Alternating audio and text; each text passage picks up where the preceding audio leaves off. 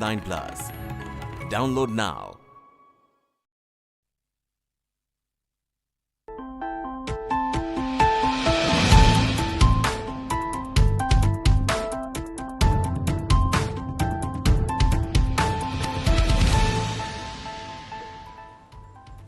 A very warm welcome. Thanks for tuning in to News 9 Live. I'm Kabir Naqvi, and these are the top stories that we're tracking for you this news hour. Shifting our focus to the state of Tamil Nadu, where heavy rainfall lashed southern parts of Tamil Nadu, even as the government has declared a holiday for all the schools, colleges, and the banks. Now, the four districts of Tirunelveli, Thoothukudi, Kanyakumari, and Tenkasi, they have essentially bore the brunt of the heavy rains. The India Met Department has issued a heavy rain alert for the state for the next 7 days on end. Take a look at some of these visuals.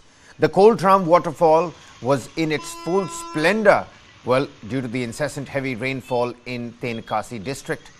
Meanwhile, in Tiruchendur and Satankolum stations in Thoothukudi district, they recorded 606 mm of rainfall in the past 24 hours. Palayam Kottai and the station located in Tirunelveli recorded 260 mm of rainfall in the last 24 hours. Take a look at that. Magnificent, beautiful waterfall from Tenkasi. But you don't meddle with nature now, do you? The IMD had declared a red alert over a few places in Madurai, Virudhunagar and Theni districts as well. Meanwhile, an orange alert has been issued by the weather agency over isolated places in Thoothukudi, in Dindigul, Coimbatore and Tirupur districts as well.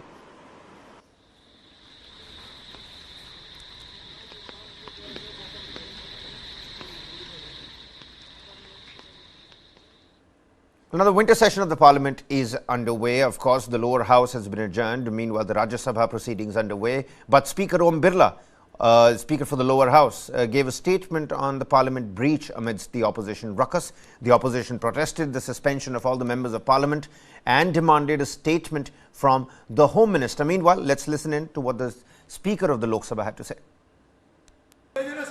आप सभी भली भांति अवगत है कि हमारे सदन में पूर्व में भी ऐसी घटनाएं कई बार हो चुकी है। सदन के अंदर आगंतुक और पिस्तौल लाने वाली, नारेबाजी वाली और दर्शक में कूदने वाली, पर्चे फेंकने वाली घटनाएं पूर्व में भी हुई थी। लेकिन उन सब घटनाओं पर भी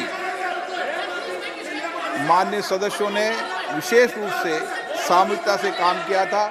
इस सदन में स्प्रे फेंकने जैसी घटना भी हुई, लेकिन हम सब ने ऐसी घटनाओं के विरोध में एक स्वर में एक साथ मिलकर दृढ़ संकल्प लिया था। आप सभी भली भांति परिचित हैं कि संसद की सुरक्षा का क्षेत्राधिकार संसद सचिवालय के अंतर्गत आता है। इसलिए सुरक्षा के विषय में जो भी कार्य योजना बनाएगी वह संसद बनाएगी, आपसे विचार विमर्श करके बनाएंगे और ठोस कार्य योजना बनाएंगे। पूर्व में भी ऐसी जब घटना घटी थी, जब तत्कालीन अध्यक्षों ने ही उस पर संज्ञान लिया था और उस घटना पर कार्रवाई की थी। ये दुर्भाग्यपूर्ण है कि हम इस घटनाओं को लेकर कुछ राजनीति कर रहे हैं। ये किसी भी तरह की राजनीति करने वाली घटनाएं नहीं है और इस घटना से कभी भी निलंबन जो माननीय सदस्यों है उस घटना से संबंध भी नहीं है। ये घटना अलग है और निलंबन का संबंध केवल संसद की गरिमा बनी रहे, उसकी प्रतिष्ठा बनी रहे, ये सबकी हमारी जिम्मेदारी है। मुझे दुख है, मैं कभी किसी माननीय सदस्य का निलंबन नहीं करना चाहता। मुझे बहुत व्यक्तिगत पीड़ा भी होती है कि जो मेरे माननीय सदस्य हैं उनका निलंबन करूं, लेकिन संसद की मर्यादा बनाए रखना, संसद की गरिमा बनाए रखना हम सबकी जिम्मेदारी है। विशेष रूप से आपकी भी उतनी जिम्मेदारी है और इसलिए संसद की परंपराओं परिपाटियों का श्रेष्ठ पालन हो। और जब नई संसद बनी थी तो हमने बैठकर सब दलों के नेताओं से चर्चा भी की थी कि हम तख्ती लेकर नहीं आएंगे, सदन की उच्च कोटि की गरिमा मर्यादा को बना के रखेंगे और किसी तरीके से हंगामा नहीं करेंगे। देश की जनता भी ऐसे आचरण को कतई पसंद नहीं करती है। इसलिए मेरा आपसे आग्रह है कि हम सब इस अपेक्षा के साथ कि ऐसी घटना न घटे और सदन के अंदर भी गरिमा बनी रहे, मर्यादा बनी रहे, ये हम सब की जिम्मेदारी है। और इसीलिए भविष्य में सदन की गरिमा सर्वोपरि है। लोकसभा अध्यक्ष के रूप में मेरा सदैव ये प्रयास रहा है कि सदन में सार्थक चर्चा हो, सकारात्मक चर्चा हो। सहमति असहमति हमारी लोकतंत्र की विशेषता है, लेकिन असहमति सकारात्मक हो और विरोध भी हो तो हम अपने शब्दों के अंदर विचारधारा के आधार पर विरोध करें। तख्तियां, नारेबाजी करना, बेल में आकर आसन के नजदीक आना, ये सदन की गरिमा के अनुकूल नहीं है और देश की जनता भी इसको पसंद नहीं करती। इसलिए हम सब देश की प्रतिष्ठा को बढ़ाने के लिए, लोकतंत्र को मजबूत करने के लिए और व्यापक चर्चा संवाद के साथ देश की जनता का कल्याण कर सके, अंतिम व्यक्ति के जीवन में परिवर्तन ला सकें, इसके लिए मैं आपका सहयोग चाहता हूं। मैं चाहता हूं इस सदन में जो इसकी गरिमा रही है, बड़ी बड़ी घटनाओं पर सार्थक चर्चा हुई, संवाद हुआ है। मैं आपसे ये निवेदन करना चाहता हूं, राष्ट्र के हित में अपने कर्तव्य निभाने के लिए निष्ठा रूप से मुझे सहयोग करेंगे। पूर्व में भी आपका सहयोग मिला है, आप सहयोग करेंगे, सकारात्मक चर्चा करें, वाद विवाद करें। सदन आपका है, सदन में सबको बोलने का अधिकार है, लेकिन ये तख्तियां लेकर आना ये उचित नहीं है और देश की जनता भी इसको पसंद नहीं करती।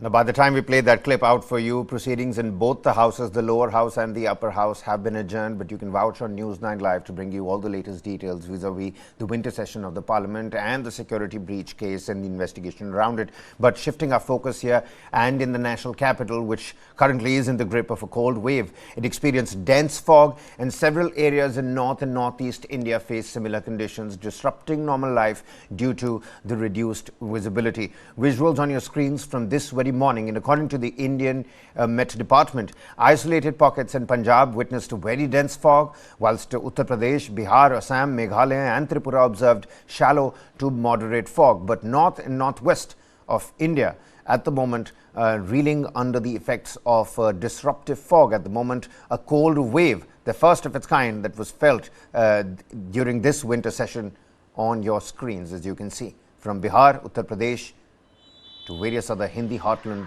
and essentially the north and northwest of India.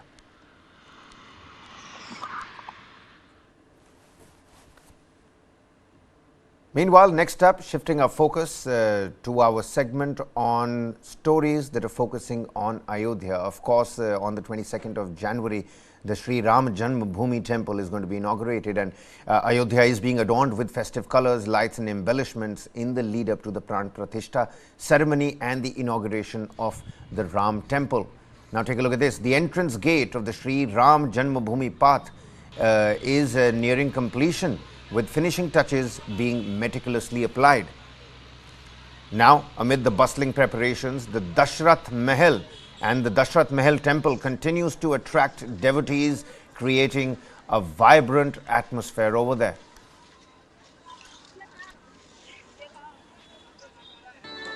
Meanwhile, a grand procession featuring an idol of Lord Ram accompanied by musical instruments was undertaken with the splendor from the Dashrath Mahal temple in Ayodhya.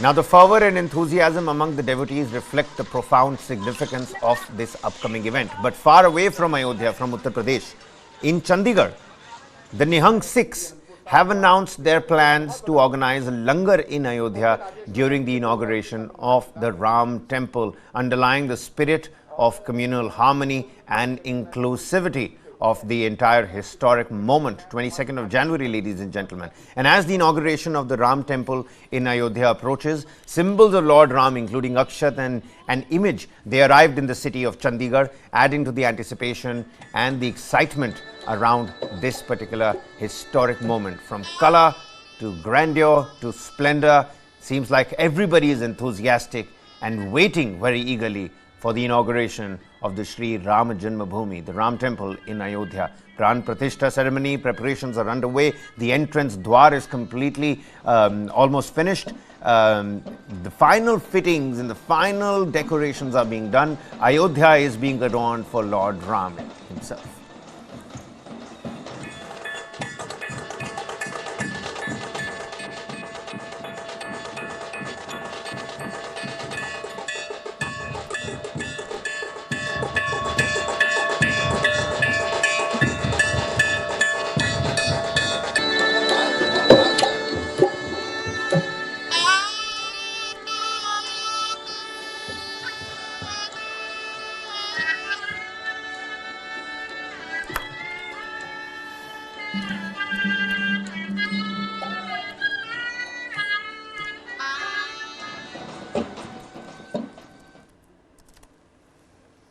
Well, shifting our focus here, Prime Minister Narendra Modi, he has inaugurated the newly constructed Swarvaved Mandir in Umraha in Varanasi. He was accompanied by UP Chief Minister Yogi Adityanath during the inauguration ceremony. Earlier, the Prime Minister, he inaugurated the second edition of the Kashi Tamil Sangamam at Namo Ghat in Varanasi. Additionally, he flagged off the Kashi Tamil Sangamam Express connecting Varanasi and Kanyakumari. Now, Prime Minister Modi is also set to launch multiple development projects worth almost 20,000 crore rupees in Kashi. The Prime Minister, pictures on your screens, accompanied by the Uttar Pradesh Chief Minister Yogi Adityanath at the Swarvaved Mandir. He first took stock of the entire temple, paid obeisance, and later on inaugurated the entire temple. The Prime Minister has inaugurated the newly constructed Swarvaved Mandir in Umraha in Varanasi.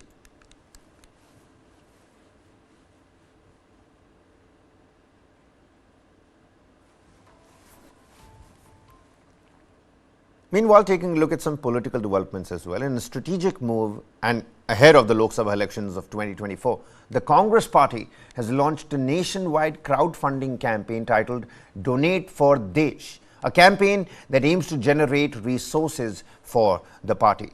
Now, Congress President Mallikarjun Kharge, he officially inaugurated the digital phase with the physical campaign, which includes door-to-door collections, which will commence on the 28th of December. Of course, Ajay Makan, K.C. Venugopal, several other tall Congress leaders are part of this inauguration ceremony. Now, the Congress treasurer has asked Indian citizens aged 18 and above to contribute a minimum of 138 rupees or its multiples. Let's first listen in to what Mallikarjun Kharge, the AICC chief, had to say. आज बड़ा एक खुशी का दिन है कि हमारे party के सभी नेताओं ने मिलकर एक ऐप तैयार किया है और ये मैं समझूंगा ये पहली बार है कि कांग्रेस पार्टी में लोगों से यानी आम जनता से मदद लेकर देश को बनाने के लिए ये किया है, जिसको डोनेट फॉर देश कंट्री और हम अगर कहें तो देनी देश के लिए डोनेशन, ये सब देश के बनाने में हमको मदद होता है और छोटे छोटे डोनर्स के पास हम अपना डोनेशन लेके देश को बना सकते हैं, क्योंकि सिर्फ अमीरों के ऊपर ही अगर आप भरोसा करके काम करते जाएंगे तो ये कल के दिन उनके कार्यक्रम को और उनके पॉलिसीज़ को हमको मानना पड़ता है। जब देश के सारे लोग इसमें इन्वॉल्व हो गए तो ये हमको सबकी जो पहले से ही हमारी पार्टी गरीबों के और जो बैकवर्ड्स है, शेड्यूल कास्ट है, माइनॉरिटीज़ है और कोई भी कास्ट का हो, अपर कास्ट हो, गरीब है, वो ऐसे ही लोग पहले से हमको मदद करते हुए आए हैं और इसी ढंग से महात्मा गांधी जी भी सब लोगों से डोनेशन लेकर ही देश को आज़ाद कराया है। आज बड़ा Well, now to facilitate donations, the party allows contributions through its official website and has also established a dedicated website for it. State units have been tasked with raising awareness through press conferences and social media, while party workers and volunteers aim to reach at least 10 houses in every booth for contributions. The party also claims of drawing inspiration for this particular crowdfunding campaign from Mahatma Gandhi's historic Tilak Swaraj Fund that was initiated over a century ago back in the year 1920.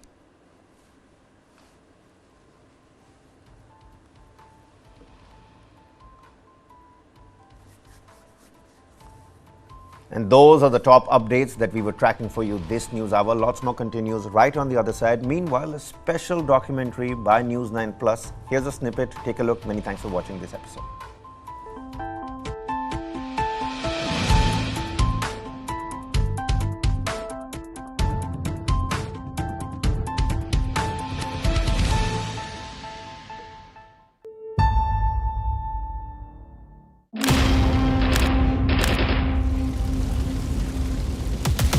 The scale of the attack was something that we were surprised at.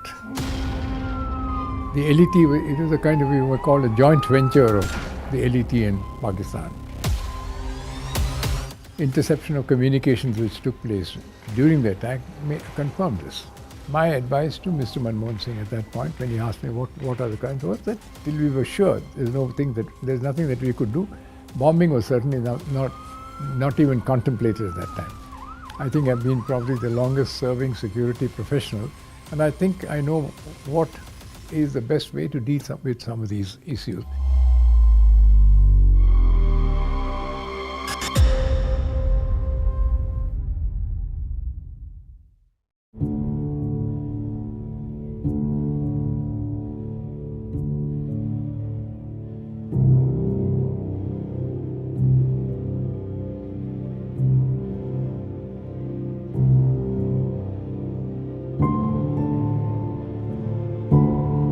The period between, I would say, 2002 till about 2010, there were a whole lot of attacks. The Pakistanis had set up an organization called the Indian Mujahideen, and we were accustomed to the Pakistan acting, or the Indian Mujahideen acting as a proxy for Pakistan, carrying out various attacks. There were attacks on the trains in Bombay and whatnot. There was some information that was shared by the Americans that there might be some kind of a problem. David Hadley was a double agent. The Americans did not want him to be fully exposed, so all that he probably shared with the Americans was not shared with us in terms of intelligence. If we had that, I'm sure that we would have been able to deal with the situation far better. So, yes, the scale of the attack surprised us. I would even say shocked us. The Hadley confession came much after the Americans had milked him of everything that he had to do. But that was only confirmation of what we had. It took us a little time. I mean, there was intelligence is anticipation followed by investigation. So the investigation confirmed what we had already anticipated as far as this was concerned. इंशाअल्लाह ये जंग हम कश्मीर में भी जीतेंगे.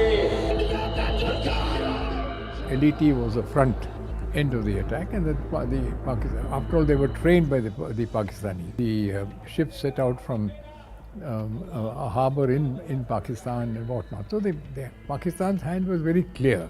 The fact of the matter is there was no doubt at all that much of this was being masterminded by at least one segment of the Pakistan armed forces. Starting from the Indian Mujahideen, Pakistan had been fully establishing the linkages with the LET and other elements. It was a Pakistan operation. The LET was the front end.